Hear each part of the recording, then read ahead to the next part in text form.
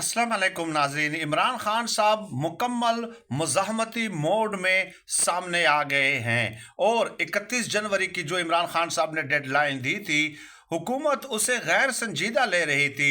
लेकिन अब हुकूमत के भी हाथ पांव फूल चुके हैं कि इमरान खान साहब वाक़ियतन अब मुज़ाहमत करेंगे और फैसला सड़कों पे करेंगे। इसका अंदाज़ा आपको कैसे हुआ?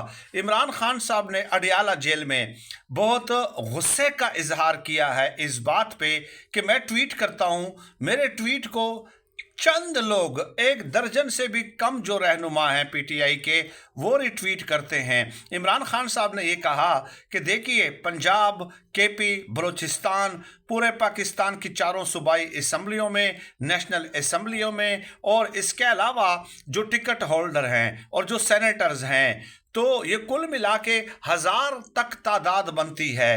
ठीक है, 1000 तक। तो अगर 1000 लोग एक साथ ट्विटर पे एक ही मौक़िफ़ अपनाएंगे तो क्या 1000 लोगों को एक साथ गिरफ्तार किया जा सकता है? इमरान खान साहब ने ये कहा है। गोया इमरान खान साहब का ये कहना है कि आप 1000 लोग ट्विटर पे, सोशल मीडिया पे एक ही मौक़िफ़ अपनाएं, एक ही वक्त में अपनाएं, बेशक 5, 10, 15 मिनट, 1 घंटे का फ़र्क हो, 24 घंटे का फ़र्क हो, तो 1000 गिरफ्तार भी हो जाएं तो कोई मसला नहीं है। और अगर गिरफ्तार हो गए तो इससे पूरी दुनिया में एक शोर बर्पा हो जाएगा। वैसे भी आपने देखा कि यूरोपीय यूनियन की तरफ से किस किस्म के बयानात आ रहे हैं, किस किस्म के बयानात। कोई एक भी यूरोपीय यूनियन का जो वफद आया था यहाँ पे पाकिस्तान में, मुझे कोई बता दे कि कोई एक भी तारीफी जुमला अगर उन्होंने पाकिस्तान के हक में कहा हो, कोई एक भी तारीफी जुमला। ठीक है, तो इससे आपको हालात की संगीनी का अंदाज़ा हो जाना चाहिए। गोया इमरान खान साहब ने जो जुनैद अकबर को केपी में लगाया और आलिया हमजा को पंजाब में जो जिम्मेदारियां सौंपी, ये ऐसे ही बिला वजह नहीं है। इमरान खान साहब उन लोगों को अब सामने ला रहे हैं जो खुद पीटीआई के जो वज़राए आला हैं, पीटीआई के जो सीनियर लीडरशिप हैं, उनकी तरफ से खुडे लाइन लगा दिए गए थे।